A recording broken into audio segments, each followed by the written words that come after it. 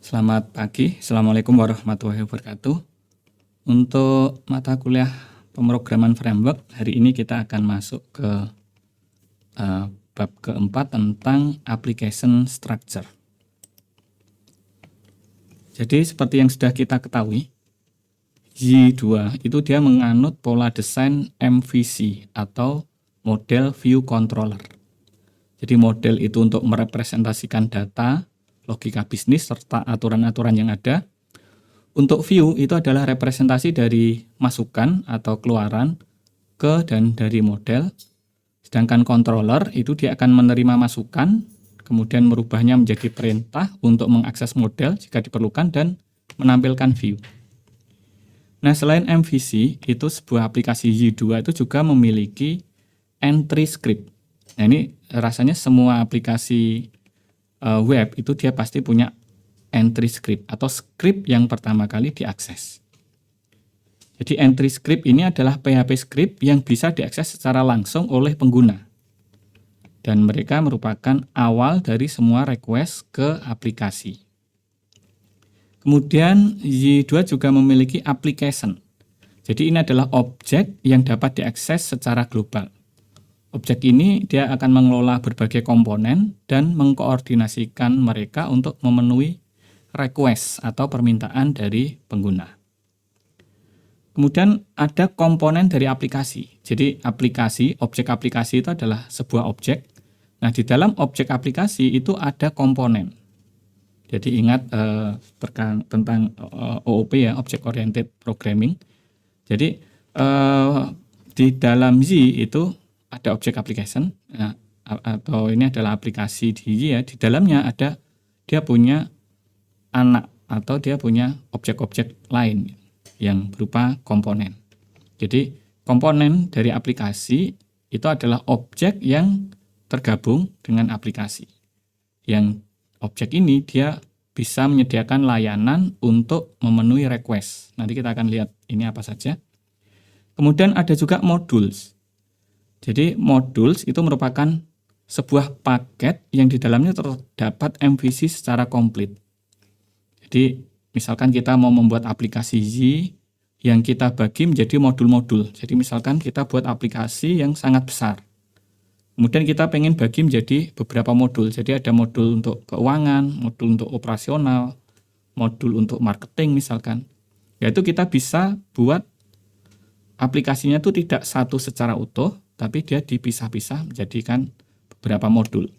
Sehingga mungkin akan memudahkan kita ketika kita menjualnya misalkan. Jadi kita bisa jualnya itu per modul. Dan juga mempermudah pengelolaan. Jadi misalkan kita set tim yang berbeda untuk masing-masing modul. Kemudian ada juga filters. Filters ya sesuai namanya ya. Jadi filters ini dia merepresentasikan kode yang perlu untuk dijalankan sebelum dan atau sesudah sebuah request ditangani oleh controller. Jadi ketika ada client, user, dia melakukan request. Nah, request ini bisa kita filter dulu. Jadi contohnya, misalkan contoh filter itu adalah dicek apakah user tersebut punya hak untuk mengakses fitur tertentu. Yaitu salah satu fungsi filter. Nanti kita lihat juga. Kemudian ada widgets. Jadi widget itu adalah objek yang biasanya dilekatkan pada view. Jadi ketika kita mengenerate view, tampilan yang akan dilihat oleh user, itu kita bisa gunakan widgets. Di widget ini gunanya untuk mempermudah membentuk tampilan. Ini struktur aplikasi Y. Jadi pertama kali dia akan mengakses entry script. Entry script ini kalau di Y2 itu adalah index.php. Ya, umumnya memang entry script itu adalah index.php. Kalau zaman dulu di awal-awal internet, entry script-nya atau bukan script ya, entry-nya itu index.html. Jadi awal dari sebuah halaman web itu kalau dulu biasanya index.html. Kalau di PHP index.php. Y2 ini karena dia adalah PHP framework, maka entry script-nya pakai index.php. Ini kalau mau dirubah namanya bisa ya, bisa saja, terserah kita ya. Tapi sebaiknya ya kita biarkan aja dia menggunakan index.php. Nah, dari index.php ini dia akan membuat objek namanya application. Dan ini kalau kita lihat ini 1.1 ini artinya setiap entry script itu dia pasti akan mengakses atau dia akan membuat objek application ini.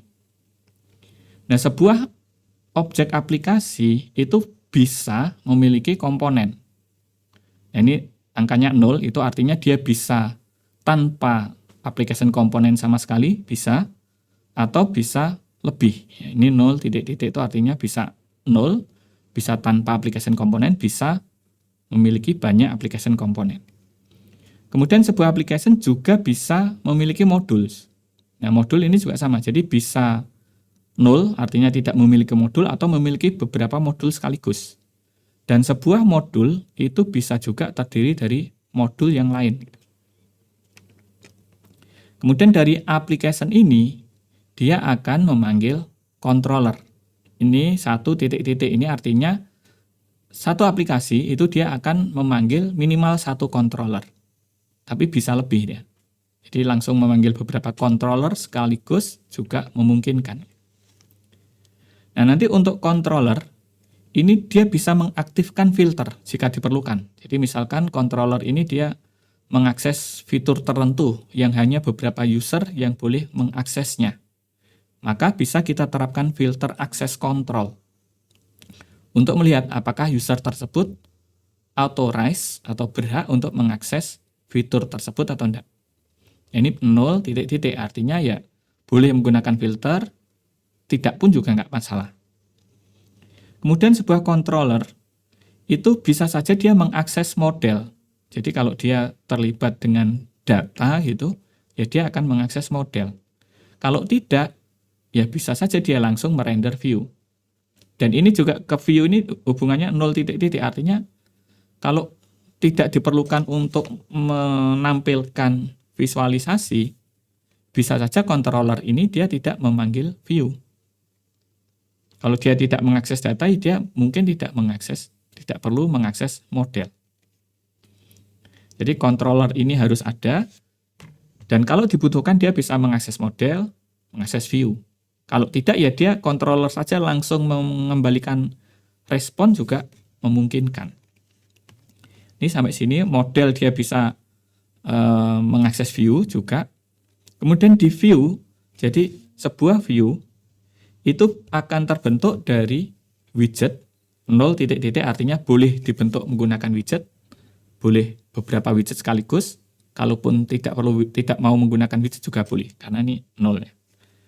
Kemudian dia juga perlu mengakses asset bundle. Nanti kita akan lihat asset bundle itu apa. Jadi ini gampangannya asset bundle itu ya file-file JavaScript, file CSS itu masuk di sini. Jadi ini kira-kira struktur aplikasi dari Y2. Nah, berikutnya entry script. Jadi sekali lagi entry script ini merupakan mata rantai pertama dari aplikasi Y atau aplikasi yang lain, itu juga ada entry script-nya. Nah, aplikasi Y, baik aplikasi web maupun aplikasi konsol, jadi Y itu bisa kita buat untuk membuat aplikasi yang jalan di konsol ya. Itu harus memiliki satu entry script. Entry script untuk aplikasi web yang berbasiskan PHP biasanya namanya adalah index.php. File ini harus diletakkan pada direktori yang dapat diakses dari jaringan web. Makanya kalau kita lihat di struktur dari Y, ini, maka yang boleh diakses dari web itu yang di ini. Jadi di web ini. Di sini ada index.php. Ini harus berada di dalam direktori yang bisa diakses dari jaringan web. Yang lainnya nggak masalah, tidak diletakkan di atau tidak di share ke web juga boleh. Jadi yang harus bisa diakses dari web hanya yang ada di folder web ini saja. Kemudian entry script ini biasanya digunakan untuk hal-hal berikut ini. Jadi mendefinisikan konstanta global. Kita lihat contohnya ya, ini. Jadi ini mendefinisikan konstanta global. Ada konstanta yang namanya y debug sama y underscore env. Jadi ini adalah mendefinisikan konstanta global. Kemudian dia juga bisa digunakan untuk meregister Composer autoloader. Ini Composer autoload itu yang ini. Composer autoload. Maksudnya autoload itu ini. Jadi ketika kita membuat aplikasi menggunakan Y, itu kan sebuah aplikasi Y itu kan dibentuk dari banyak library atau extension yang lain yang bisa kita tambahkan menggunakan Composer. Nah, aplikasi atau extension atau library yang kita tambahkan ke dalam Y menggunakan Composer itu dia masuknya ada di direktori vendor ini. Kalau kita lihat di sini ada direktori vendor. Ini ya. Jadi semua aplikasi tambahan yang kita gunakan tuh masuk di direktori vendor ini. Nah, di sini ada file namanya autoload. Ya, autoload. Jadi vendor autoload itu filenya ini. Jadi fungsi autoload itu automatic loading ya. Jadi fungsi autoload itu gini. Jadi kita bisa memiliki sebuah aplikasi yang kita bangun menggunakan Y2, kemudian kita tambahkan banyak library. Nah, walaupun aplikasi itu memiliki banyak library, itu ketika aplikasinya diakses itu tidak selalu semua library-nya itu diaktifkan. Nah, ini autoload ini fungsinya salah satunya untuk itu. Jadi dia akan mengaktifkan library yang digunakan saja. Jadi walaupun kita punya banyak library, dia hanya dikenali aja di awal, tapi tidak di-load, sehingga dia tidak akan memberatkan memori. Ini yang Composer autoloader. Kemudian dia juga mengikut sertakan kelas Y. Ini ya, mengikut sertakan kelas Y. Kemudian memuat konfigurasi aplikasi. Ya, ini adalah konfigurasi dari aplikasi di sini. Config, require, dir, ini ya. Dia mengambil file yang namanya web.php. Ini kalau kita perhatikan di advanced template, ini agak berbeda. Karena di advanced template itu konfigurasinya ada lebih dari satu file. Ini adalah load konfigurasi. Ini kalau kita buka, ini ada di direktori config, kemudian web.php. Nah, ini adalah file konfigurasi dari Y. Jadi ini dibaca. Setelah itu, bisa tutupnya dulu. Ya. Index titik. Nah, setelah itu dia akan ini new itu adalah perintah untuk membuat objek. Jadi dia akan membuat objek aplikasi dengan melewatkan variabel config tadi. Variabel config itu yang dibaca dari file web.php tadi. Jadi ketika objek aplikasi ini dijalankan, dia akan menggunakan konfigurasi yang berada di dalam file web.php tadi. Run, ini berarti objeknya dijalankan. Ini ya. Itu fungsi dari entry script. Ini tadi sudah saya tampilkan ya. Kemudian application. Jadi kalau kita lihat lagi di entry script, di akhir ini dia akan menjalankan application. Dia akan membuat objek application, new itu berarti membuat objek, kemudian run. Jadi objek aplikasinya ini akan dijalankan.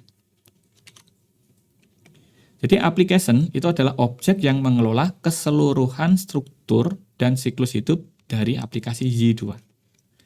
Setiap aplikasi Y2 itu dia mempunyai sebuah objek aplikasi yang dibuat di entry script. Tadi sudah saya jelaskan. Kemudian objek aplikasi ini dapat diakses secara global melalui /y.2.2 $app. Ini kalau kita mau mengakses objek application ini. Konfigurasi dari application juga akan dimuat bersamaan dengan pembuatan application di entry script. Ini kan karena ketika kita new object application kan kita lewatkan konfigurasinya. Kemudian file konfigurasi tadi itu dia berisi properti, komponen, dan modul yang digunakan oleh aplikasi.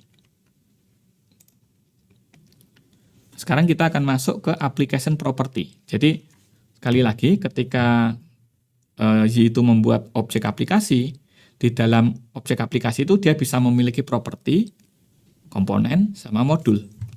Nah, untuk application property sesuai ini ya namanya properti itu ya variabel ya.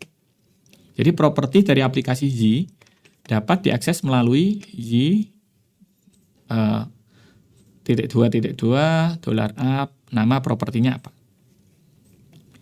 Ada dua required property yang dibutuhkan oleh aplikasi Y. Yang pertama adalah ID.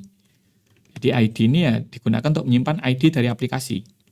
Jadi misalkan kita punya beberapa aplikasi yang kita buat menggunakan Y, ID-nya ini harus kita bedakan. Jadi dia sifatnya unik. Kemudian base path. Base path ini adalah properti yang digunakan untuk menentukan root directory dari aplikasinya.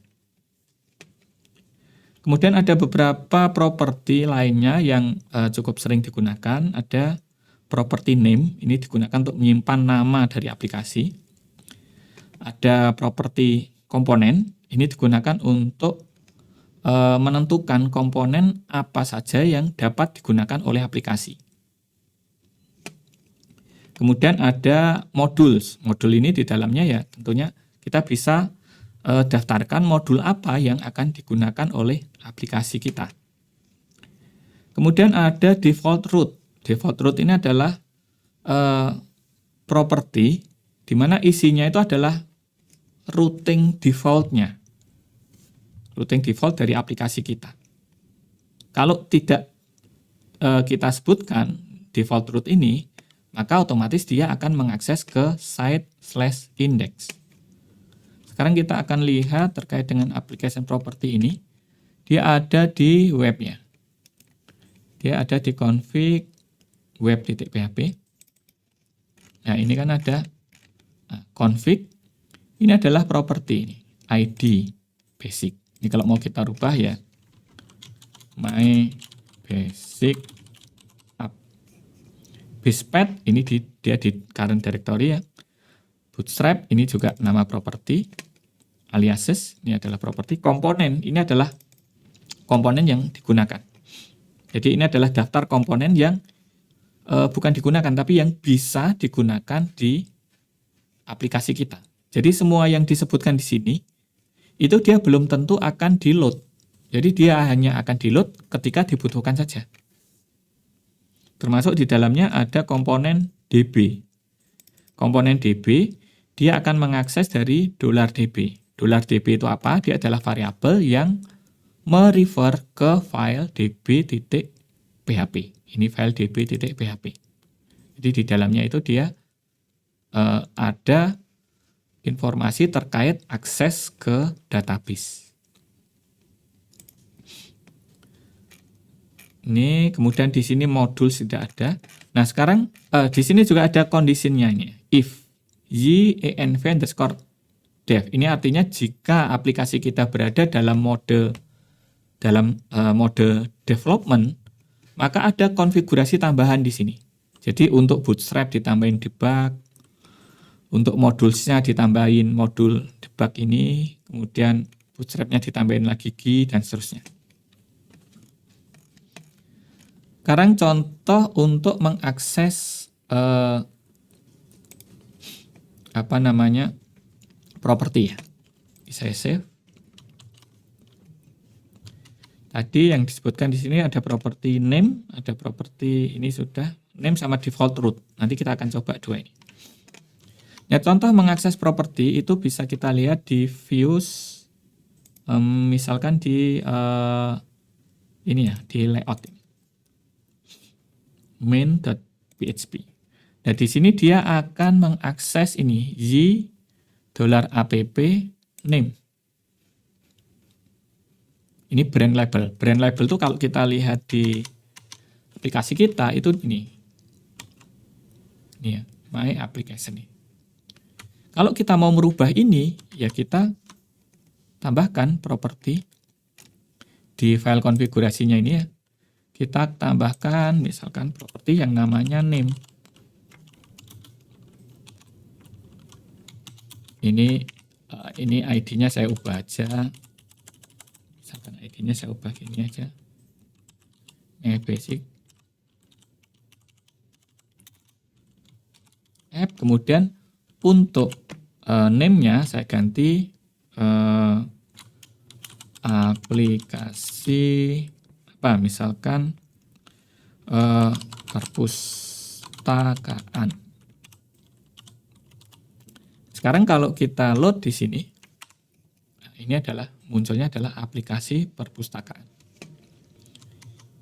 Ini gimana bisa muncul seperti ini? Karena di view main ini, di view layout ini, dia ada memanggil ini ya.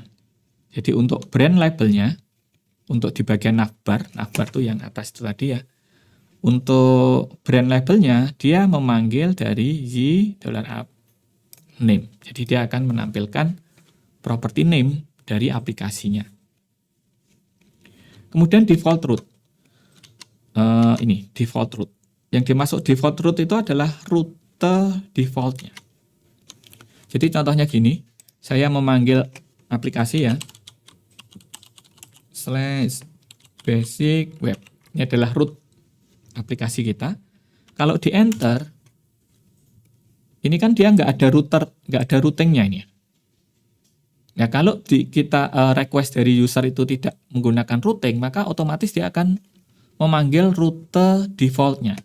Yang mana rute defaultnya itu adalah site index. Nah misalkan kita ingin ubah, jadi kita ingin setiap kali orang mengakses aplikasi, kalau dia tidak sebutkan rutenya kemana, kita ingin dia langsung kita arahkan ke indeks dari mahasiswa. Kita pengen jadi ini itu kalau usernya tidak sebutkan rutenya, dia akan mengakses ke mahasiswa/index. Kita pengen kita arahkan ke sini ya. Nah, itu bisa kita lakukan dengan ini. Merubah nilai dari default root. Caranya ya kita tinggal tambahkan saja di konfigurasinya. Kita tambahkan property default root. Ini kita arahkan ke mahasiswa/index.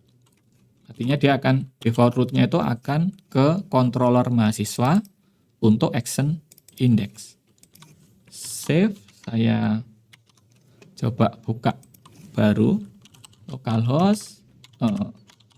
Ini saya tidak sebutkan rutenya, enter, ya dia akan masuk ke sini. Itu default root.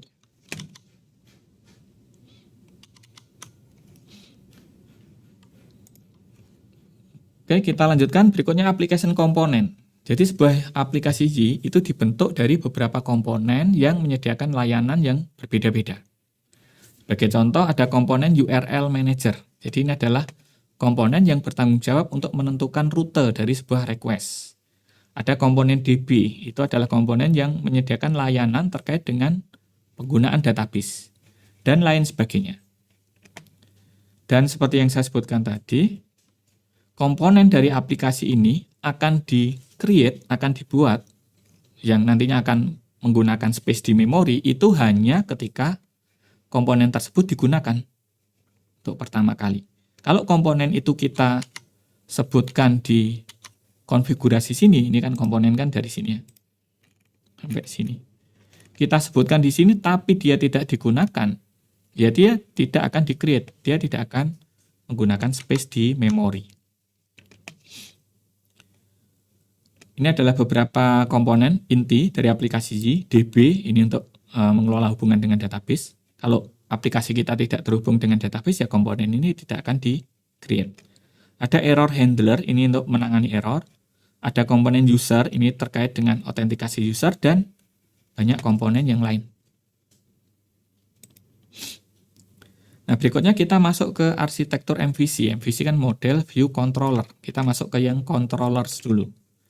Jadi controller itu adalah bagian dari arsitektur MVC yang bertugas untuk menerima permintaan atau request. Dan dia akan memberikan tanggapan atau respons. Controller itu akan menerima permintaan, meneruskan permintaan ke model, memasukkan hasil dari pemrosesan dari model ke dalam view, dan kemudian dia akan membentuk tanggapan atau respons.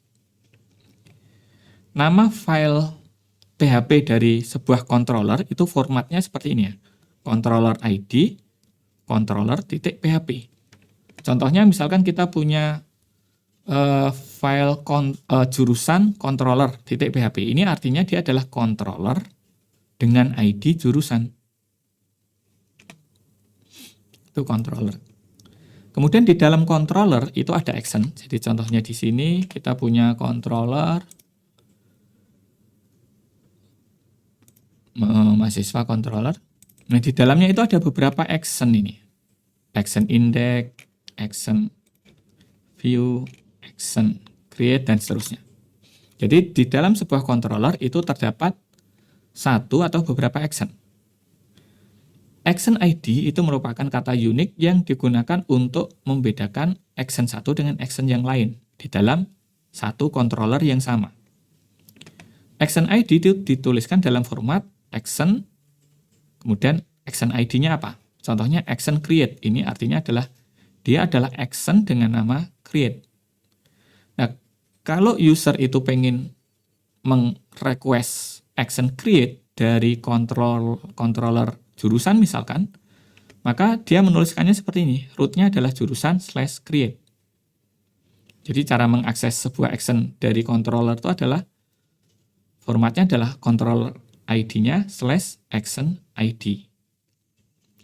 Secara default, action index itu akan dipanggil jika dalam request hanya menyebutkan nama controller saja. Nilai defaultnya bisa kita ganti melalui property default action. Caranya ya ini, kita tambahkan property default action, kita isi action apa yang jadi default. Contohnya gini. Jadi misalkan ini akan saya kembalikan lagi ya. Default root-nya akan kita kembalikan ke nilai defaultnya. Ini saya comment out saja.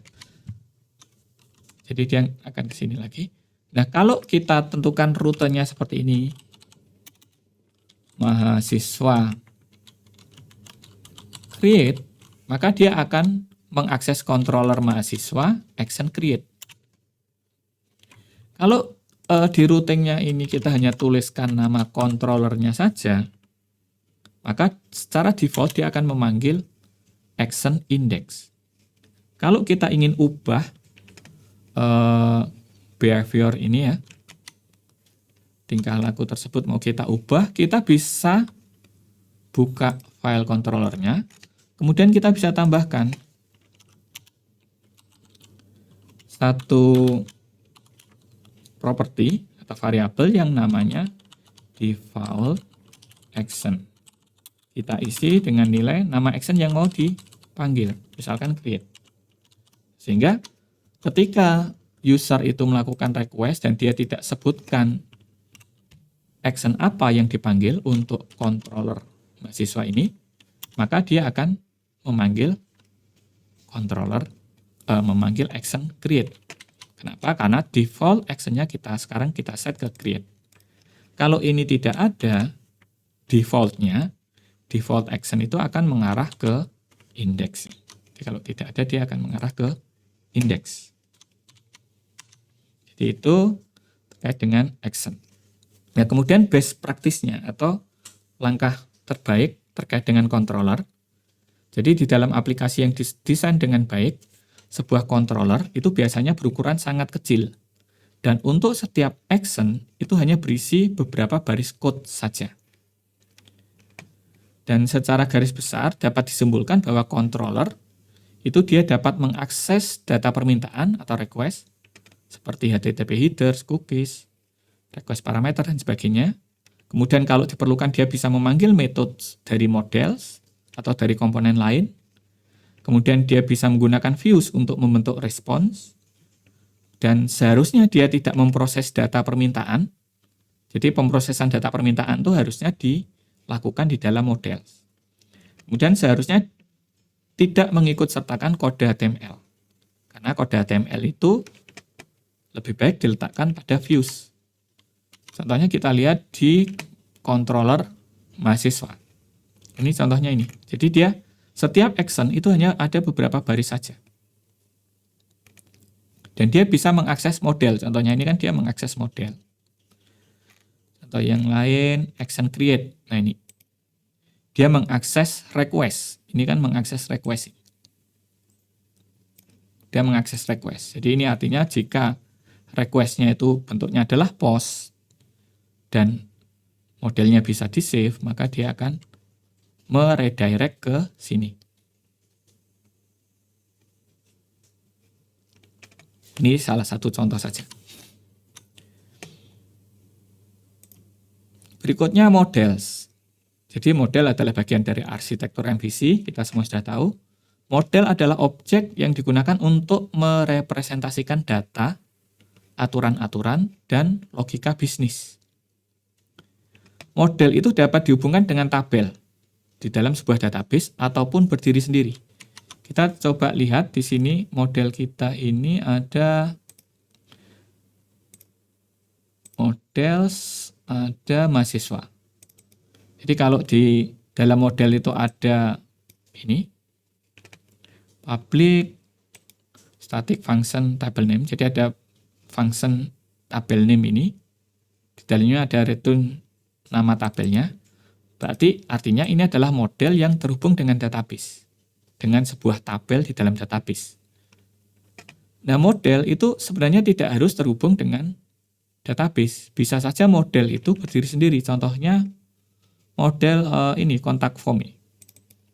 Contact form ini adalah model yang tidak dihubungkan dengan database ini. Jadi di sini tidak ada mengoverride function tabel name, tidak ada.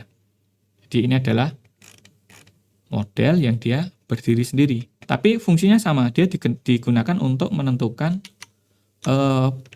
bentuk data. Ada aturannya juga, ada logika bisnisnya. Sebuah model itu dapat memiliki atribut labels, validation rule, dan lain-lain. Kita coba lihat model kita yang kita generate menggunakan key. Nih. Defaultnya seperti ini ya. Jadi defaultnya kalau kita menggunakan key untuk mengenerate model berbasiskan tabel di dalam database, maka otomatis dia akan mengikut sertakan semua field yang ada dalam tabel tersebut. Jadi ada ID, ada NRP, ada nama, ada email. Kemudian di dalamnya dia juga akan otomatis mengenerate rules. Rules itu aturan-aturannya. Contohnya NRP nama, itu kan di dalam tabel kita set dia not null atau nggak boleh null. Ini sama key, dia otomatis di set dia adalah required. Kemudian NRP string maksimal 10, karena kan kita set maksimalnya 10. Atau karakternya kan dia jumlahnya 10, jadi dia maksimal 10. Name maksimalnya 255, email dia adalah string maksimalnya 100. Dia ini otomatis akan membaca dari tabel di dalam database. Kemudian atribut labels. Atribut label ini adalah atribut atau label yang akan muncul untuk setiap field ini ya. Atribut label itu munculnya di sini. Jadi misalkan kita create di sini. Ya, ini adalah atribut label. Misalkan kita mau ganti NRP itu kita ganti ya, misalkan NRP ini kita nggak mau NRP, kita mau tuliskan NRP mahasiswa gitu. Kita ubahnya di sini, kita nggak perlu ubah di view-nya.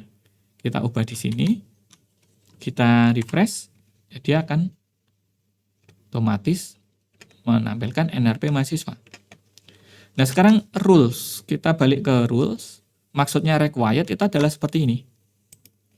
Jadi misalkan ini kita biarkan kosong, dia otomatis akan muncul notifikasinya bahwa kolom ini itu required atau dibutuhkan. Dan ini kalau kita pakai GUI, dia udah otomatis rules-nya ini akan diaktifkan ya.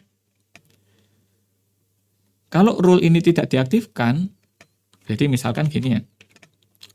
Ini kita comment out, nama kita tidak buat required.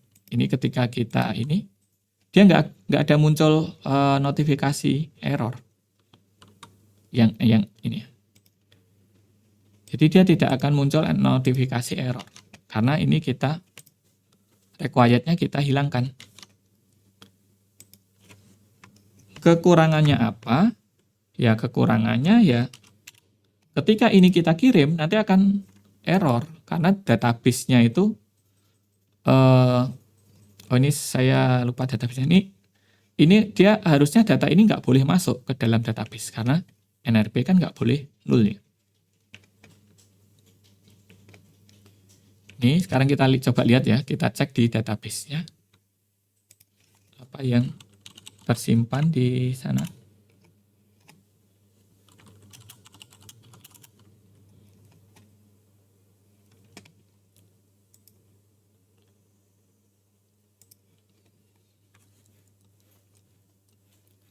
Nah ini kosong, ini kan harusnya dia nggak boleh kosong. Ini kalau setting database-nya itu strict, maka akan muncul error ini ya. Karena kita memasukkan data yang nggak ada isinya ke dalam kolom yang mengharuskan ada isinya. Oke, itu model ini. Kemudian attributes. Jadi atribut itu dia akan merepresentasikan data dalam sebuah model. Nah, untuk model yang dihubungkan dengan tabel di database secara otomatis, semua field yang ada di dalam tabel tersebut akan menjadi atribut di dalam model ini. Coba kita perhatikan di model yang tidak terhubung dengan database ini, contact form. Nah, di sini kita harus tentukan ini atributnya apa. Berarti atributnya ada name, email, subject, body, verify code. Ini adalah nama atributnya. Nah, sedangkan untuk model yang terhubung dengan tabel, tidak perlu lagi kita definisikan properti-properti tadi. Karena secara otomatis semua field yang ada di dalam tabel ini itu akan menjadi atribut. Ini ya. Kalau kita mau tambahkan ya boleh saja. Jadi misalkan kita butuh tambahan atribut, ya kita bisa tambahkan. Misalkan atributnya public, ya kita tambahkan public. Atributnya kita kasih nama misalkan file, misalkan seperti ini. Boleh saja. Ini berarti dia adalah atribut tambahan. Kemudian untuk mengakses atribut itu bisa diakses secara normal pakai tanda panah ini atau dengan cara seperti kita mengakses array, contohnya yang bawah ini. Itu cara mengakses atribut dari sebuah model. Atribut label tadi sudah saya sebutkan. Jadi dia akan ditampilkan pada form. Dan enaknya kita menggunakan atribut label adalah seperti ini. Jadi ketika kita akses form, dia akan muncul NRP mahasiswa. Dan ketika kita akses indeksnya, dia juga NRP mahasiswa. Jadi kalau kita update secara manual di view-nya, kita kan harus update di dua view kan. Di view index dan juga di view create. Nah, kalau di sini kita cukup edit di modelnya saja. Jadi dia lebih simple. Kemudian validasi. Tadi sudah sekilas saya jelaskan, saya singgung dikit terkait dengan validasi. Jadi setiap data untuk sebuah model yang diterima dari pengguna itu kan harusnya divalidasi terlebih dahulu. Jadi jangan sampai user itu memasukkan nilai yang salah. Contoh validasi ya misalkan jumlah huruf maksimal itu tidak boleh melebihi 15 misalkan. Email itu harus sesuai dengan bentuk penulisan email yang valid. NRP itu minimal 10 misalkan. Itu bisa kita atur. Ini contohnya. Termasuk ini tadi, jadi required itu adalah required. Ini contohnya kita mau email. Jadi ketika user itu memasukkan email, emailnya itu harus berbentuk email. Nah ini kan variasi. Jadi kalau dia emailnya tidak berbentuk email, nanti kita pengen akan muncul notifikasi error. Nah ini kita bisa tambahkan rules. Kita pengen bahwa email itu rule-nya dia adalah email. Ini adalah nama atribut ya, yang ini adalah nama rule ya. Jadi walaupun nilainya sama, dia berbeda. Save, refresh. Sekarang kalau emailnya saya tuliskan dengan format yang salah, ya dia akan muncul error. Dan kalau ada error ini, dia tidak akan kita klik send ini, dia tidak akan mengirimkan data ini ke server. Jadi ini dia akan menghemat bandwidth juga. Dan aturan validasi di Y ini, kalau di Y ini dia akan sebisa mungkin dilakukan di sisi klien ya. Jadi dia akan dilakukan di sisi klien pakai JavaScript. Jadi dia tidak harus dikirim dulu ke server baru dilihat datanya benar atau salah, enggak, tapi di sisi klien dia sudah dilakukan validasi. Jadi dia akan menghemat, mempercepat proses, validasinya juga pasti akan lebih cepat karena di sisi klien, dan juga dia akan menghemat bandwidth dari server. Best practice dari model, jadi sebuah model itu dapat berisi atribut untuk merepresentasikan data bisnis. Dia dapat berisi validation rules atau aturan untuk validasi untuk memastikan validitas dan integritas dari data yang dimasukkan oleh user. Kemudian dapat berisi metode-metode untuk mengimplementasikan logika bisnis. Jadi misalkan kita pengen setiap kali ada data mahasiswa disimpan, otomatis kita akan mendaftarkan data tersebut ke aplikasi yang lain misalkan. Itu bisa kita lakukan di sini. Kemudian seharusnya tidak mengakses request, session, atau environment data yang lain secara langsung. Kalau perlu ada data request yang diproses, maka data request itu harusnya yang membaca adalah controller. Kemudian dari controller dipasingkan atau diteruskan ke model. Kemudian seharusnya dia tidak mengikut sertakan kode HTML. Kode HTML itu lebih baik diletakkan pada views. Dan seharusnya dia tidak memiliki skenario yang terlalu banyak. Berikutnya views. Jadi view itu adalah bagian dari arsitektur MVC yang digunakan untuk menampilkan data ke pengguna atau untuk membentuk respon atau membentuk tampilan. View itu dibentuk dengan menggunakan gabungan dari kode PHP dan HTML. Jadi kalau kita lihat tadi model view controller itu yang ada kode HTML-nya itu hanya di view saja. Model ataupun controller itu dia tidak mengandung kode HTML. Dengan pertimbangan keamanan, contohnya untuk menghindari cross-site scripting ya, maka terapkan metode pemeriksaan untuk menampilkan data yang dimasukkan oleh pengguna. Jadi misalkan kita punya view yang untuk menampilkan data mahasiswa misalkan, maka kita harus pastikan ketika kita tampilkan itu datanya kita kita periksa ya. Jangan sampai misalkan mahasiswa itu memasukkan script JavaScript gitu ya ke dalam namanya dia, ya nanti dia akan muncul itu kalau tidak kita periksa atau tidak kita amankan. Nah, untuk menampilkan data teks, kita bisa menggunakan ini ya, YHelper HTML encode.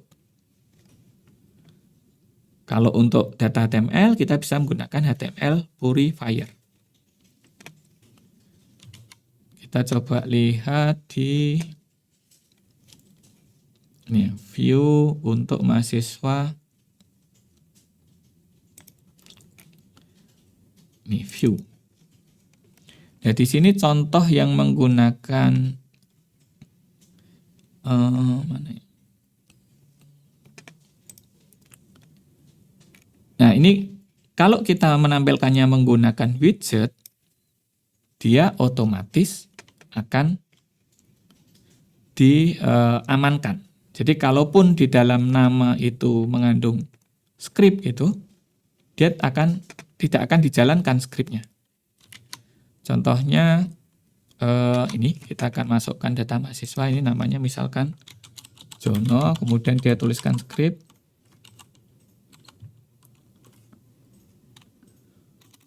Sebentar.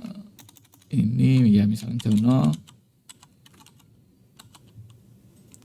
Oh, ini NRP kan namanya. NRP dia tuliskan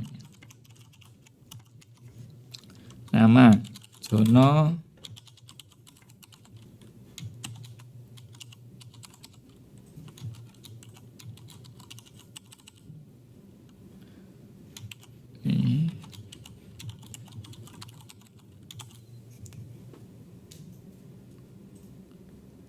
Iya Jono, ini saya pastikan dulu titik komanya adalah sama email Jono.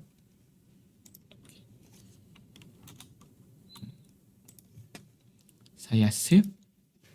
Nah, di view ini dia akan ditampilkan ini scriptnya ini. Nah, kalau misalkan ini tuh tidak, atau kita tampilkan langsung, contohnya di view ya, di view ini kita tampilkan langsung ini.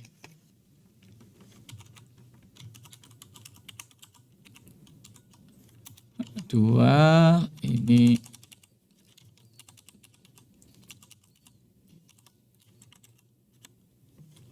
langsung saya tampilkan nama mahasiswanya tadi ya. Model name. Ya, ini saya tampilkan model name. Oke, kita coba. Salah, model name ini kayaknya dia bukan name ya, tapi nama.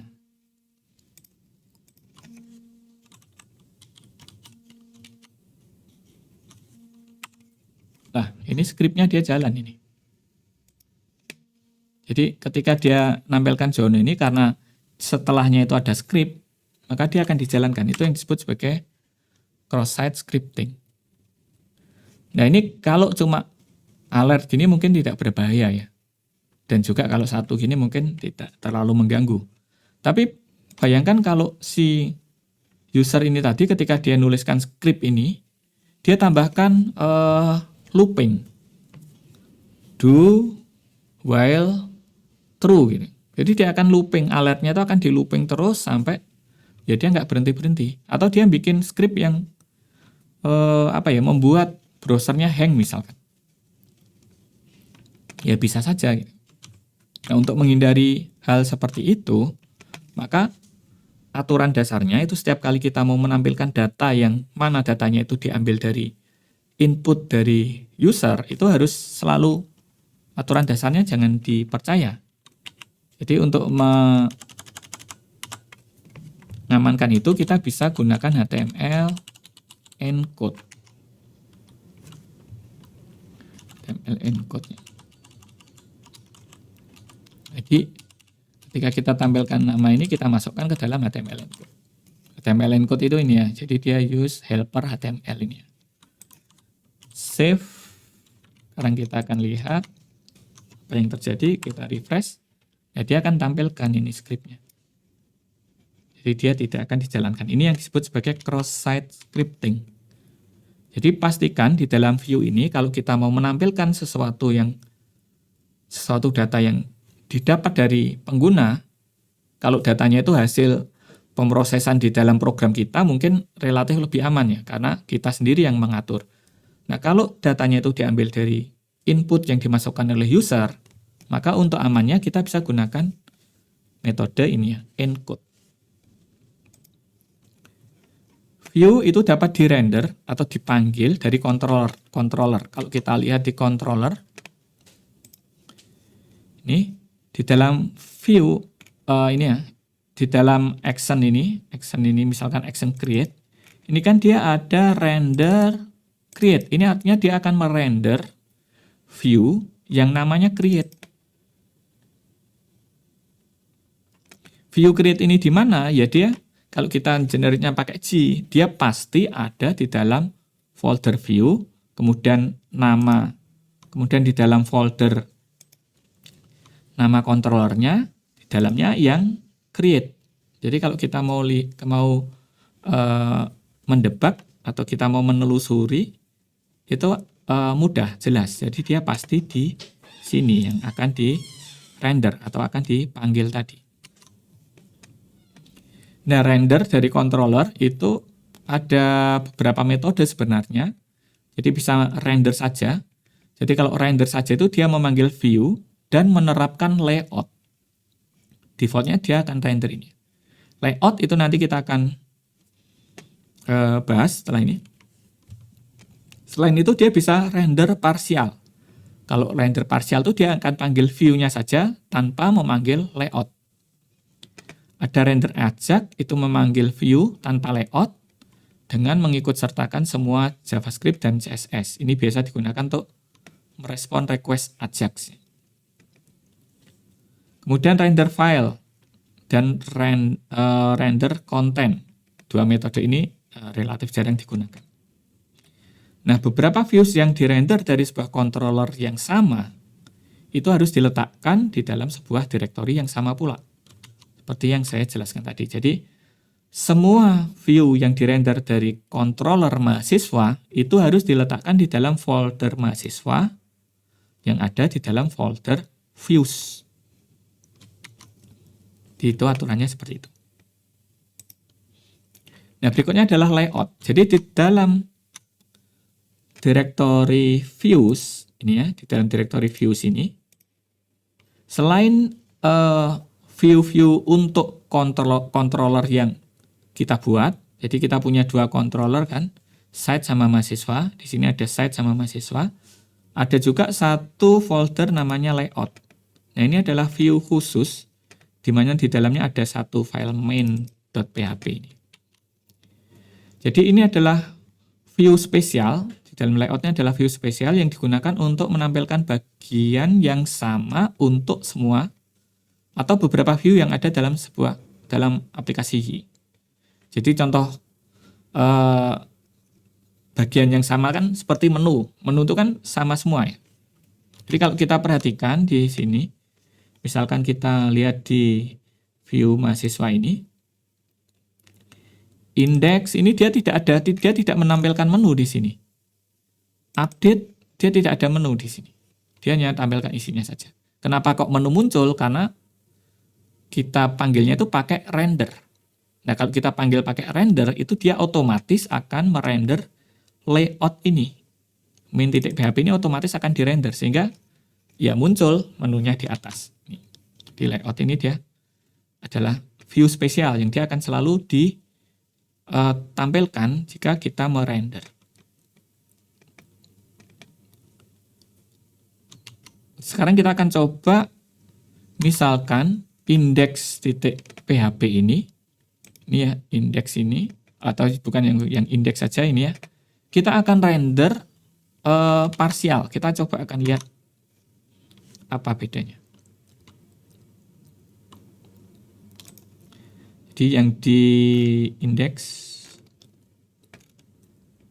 ini ya, kita ketika merender view-nya ini kita render parsial.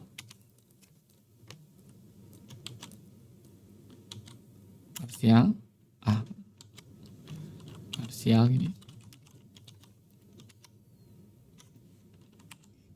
Ya, dia hanya dirender ya sebagiannya saja. Headernya nggak ada dia. Jadi dia hanya dirender isinya saja. Dan dia tidak mengikut sertakan asetnya. Sekarang kita coba render Ajax. Save, refresh. Nah, dia kurang lebih sama ya. Karena ya di sini sama-sama di indeksnya itu dia tidak ada asetnya. Itu layout ya. Jadi sekali lagi layoutnya adalah view khusus. View default yang dia akan selalu di render. Kalau kita manggilnya pakai render saja. Sehingga kalau kita mau menambahkan menu tersebut bisa kita tambahkan di ini ya, main.php. Jadi menu itu di sini. Kita mau tambahkan untuk setelah home ini ada mahasiswa. URL-nya dia ke controller mahasiswa action index save. Dan nanti saya refresh. Nah, sekarang dia ada ini, ada menu mahasiswa ini. Dan dia akan muncul di seluruh aplikasi. Oke, itu layout. Berikutnya filters. Jadi filter itu merupakan sebuah objek yang akan dieksekusi sebelum dan atau sesudah action pada controller. Filter itu dapat digunakan dengan meletakkannya di dalam metode behaviors pada sebuah controller. Kalau kita lihat controllers, nih, di sini kan ada behaviors. Oh, ini model ya, ini controllers. Nah, ini adalah behaviors. Jadi kita bisa letakkan filter itu di dalam sini. Contoh built-in filter yang sering kali digunakan adalah access control. Tapi ini secara default itu belum aktif ya. Ini bisa kita tambahkan filter ini. Fungsi dari access control itu adalah dia adalah filter untuk mengatur authorization. Jadi user ini berhak melakukan apa, itu yang mengatur adalah filter access control. Contohnya di sini. Ini kan dia adalah filter access control. Dia hanya ini digunakan untuk action create dan update. Kemudian aturannya allow true, berarti yang dibolehkan adalah user yang role-nya adalah add. Add itu artinya adalah user yang dia sudah login, ya, sudah authenticated. Selain filter access control, itu ada beberapa filter lain yang cukup berguna seperti HTTP cache. Ini untuk mengimplementasikan caching di sisi klien. Ada juga page cache. Ini untuk mengimplementasikan caching di sisi server. Jadi kalau nanti kita ingin mengoptimalkan kinerja dari aplikasi kita, bisa jadi kita nanti akan membutuhkan cache ini ya. Berikutnya assets. Jadi yang disebut aset di dalam aplikasi web dan juga aplikasi Y ya, dia adalah file-file yang menjadi referensi dari sebuah halaman web. Contohnya ya file CSS, file JS itu adalah aset. Nah, untuk dapat digunakan sebuah aset itu harus diletakkan pada direktori yang dapat diakses dari internet.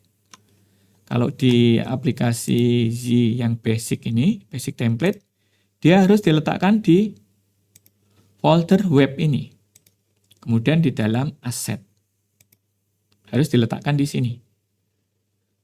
Nah, untuk Y2, direkomendasikan untuk mengelola aset itu menggunakan yang namanya itu asset bundles.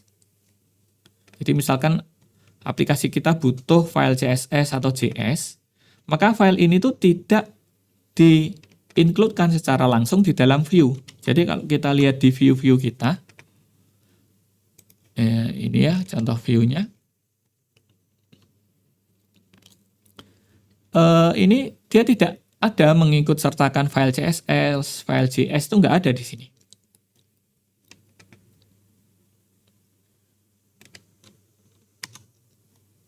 Jadi dia nggak ada mengikut sertakan secara langsung view-nya, asetnya. Nah, kalau kita pengen mengelola aset, itu disarankan menggunakan aset bundles. Aset bundles itu ada di ini ya, aset ini. Di direktori aset ini adalah app aset. Nah, nanti aset yang kita butuhkan, kita bisa letakkan di sini. Dan kita bisa atur dependensinya. Jadi contohnya ini aset ini, dia punya ini ya, set.css. Selain itu, dia juga butuh depend terhadap app aset yang lain. Ini ya, y-asset sama bootstrap asset. Kita bisa atur seperti ini. Jadi disarankan untuk pengelolaan aset itu menggunakan seperti ini. Nantinya ketika kita modifikasi file ini, jadi beberapa file yang terlibat di dalam aset ini, dia tidak diletakkan secara langsung di dalam direktori yang bisa diakses dari web. Di mana di sini ada di web asetnya. Jadi dia tidak diletakkan langsung di sini, dia diletakkan di tempat yang lain. Nah, nanti ketika aplikasinya itu dijalankan, otomatis dia akan meng-create seperti ini. Ini kan ada beberapa direktori dengan nama yang tidak berbunyi ini. Nah, di dalamnya ada file aset-asetnya.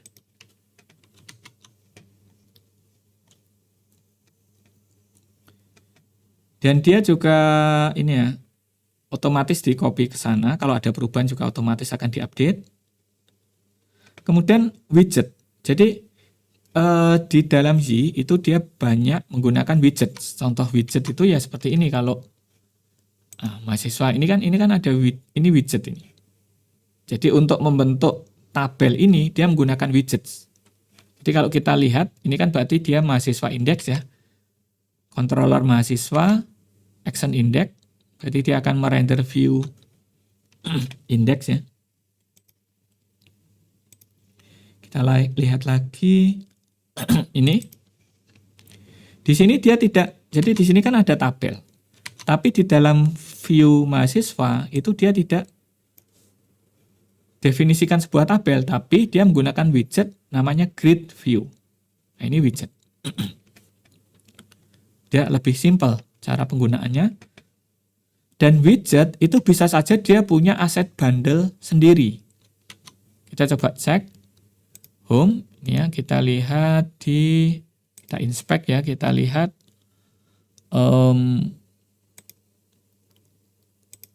di bagian network. Nah, ini asetnya ya. Refresh. Ini perhatikan, ini adalah aset yang digunakan di halaman ini. Nah, kalau kita ngakses di mahasiswa ini, nah di sini ada beberapa aset tambahan di sini. Ya, ini ada Y grid view. Ini kalau kita lihat di home tadi, tidak ada Y grid view. Jadi Y grid view .js ini, atau saya lihat ditampilkan di fungsi JS-nya saja. Kalau di home, ini ada 3 file JavaScript, atau ada 3 file aset yang bertipe JavaScript yang di-load. Kalau kita masuk ke mahasiswa, dia ada 4. Salah satunya adalah Y grid view. Aset Y grid view ini adalah aset yang ditambahkan oleh widget grid view ini. Jadi penjelasan yang bawah ini. Jadi widget itu akan secara otomatis mengincludekan file aset yang dibutuhkannya. Itu contohnya yang ini ya, grid view ini. Itu aset selesai untuk materi yang keempat ini. Berikutnya untuk latihan, kita kan pakai untuk latihan kan kita menggunakan advanced template. Nah, untuk di front end-nya itu buat CRUD untuk item jika belum dibuat ya. Untuk item ini, item itu nama tabelnya ya. Kemudian hapus semua action kecuali index dan view. Jadi yang bisa diakses dari front end itu hanya index sama view. Dia tidak bisa meng-create, mengupdate, mendelete, nggak bisa. Kemudian pada layout main, tambahkan menu product yang mengarah ke root item/index. Kemudian atur konfigurasi aplikasi sehingga root item/index itu menjadi default root. Jadi ketika aplikasinya diakses, otomatis dia tidak mengakses site index, tapi dia langsung menuju ke item/index. Kemudian beri nama aplikasi, kemudian tampilkan property name tersebut sebagai awalan untuk title dari semua halaman pada aplikasi Anda. Jadi untuk title tuh yang di atas ini ya, ini adalah title. Jadi title-nya dikasih title nama aplikasinya, dash, nama controllernya. Bisa dibuat seperti itu. Oke, saya rasa untuk materi hari ini sampai di sini. Terima kasih. Assalamualaikum warahmatullahi wabarakatuh. Semoga sehat selalu.